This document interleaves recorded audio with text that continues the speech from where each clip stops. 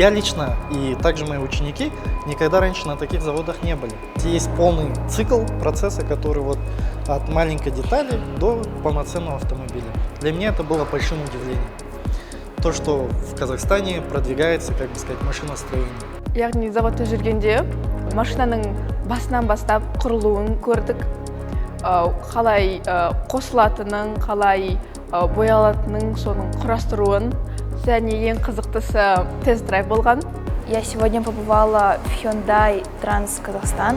Это было очень круто, потому что мои родители хотели, чтобы я с пользой провела каникулы, и вот наш учитель привел нас сюда, и это было очень интересно.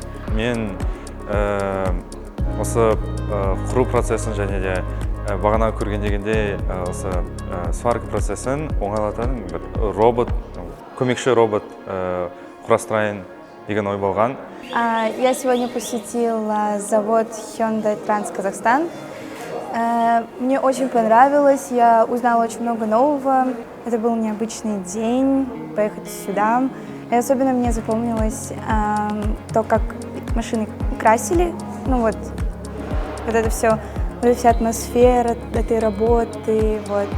И было интересно наблюдать за людьми, и было видно, что им нравится то, чем они занимаются. Детям очень понравилось. Приятно видеть труд молодых людей. Молодежь Казахстана работает, осваивает такие профессии. Я мечтаю о том, что и мои ученики тоже займут эти места.